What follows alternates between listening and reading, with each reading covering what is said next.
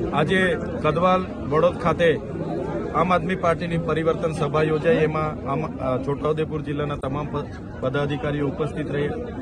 કદવાલ એ નવનિર્મિત તાલુકો છે।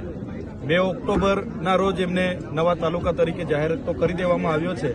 4 મહિના થયા છતાં ત્યાંની હોસ્પિટલમાં પૂરતો સ્ટાફ નથી, ત્યાં સાધનો નથી। તાલુકા પંચાયત જાહેર કરવામાં આવી છે, ત્યાં પૂરતો સ્ટાફ નથી। મામલતદાર કચેરીઓમાં કોઈ કામ કરતા નથી। એ જ પ્રકારે સિંચાઈ કચેરી હોય, માર્ગ મકાન કચેરી હોય, મનરેગા કચેરી હોય, BRDA શાખા હોય, કોઈ હાજર રહેતું નથી અને લોકોને ખૂબ જ હાલાકીનો સામનો કરવો પડે છે। ત્યારે આજે અમને રજૂઆતો મળી છે। એ જ પ્રકારે વન અધિકાર અધિનિયમ 2006 અંતર્ગત વર્ષોથી દાવા કરેલા છે છતાં પેન્ડિંગ છે।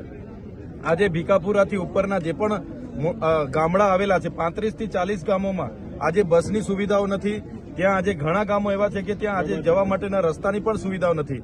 ત્યારે એક બાજુ સરકાર આઝાદીનો અમૃત મહોત્સવ કાઢે છે, ગૌરવ યાત્રાઓ કાઢે છે અને એક બાજુ વિકાસ સપ્તાહની ઉજવણી થાય છે, છતાં આ વિસ્તારમાં જે પ્રકારે 30 વર્ષના ભારતીય જનતા પાર્ટીના શાસનમાં વિકાસ નથી થયો ત્યારે લોકોમાં ખૂબ આક્રોશ છે। મનરેગામાં રોજગારી નથી, નલ સે જલમાં પાણી નથી। તમામ મુદ્દે આજે લોકોની અમારી સમક્ષ રજૂઆતો મળી છે। સરકારને અમે આવનારી બજેટ સત્રના વિધાનસભામાં મૂકવાના છે।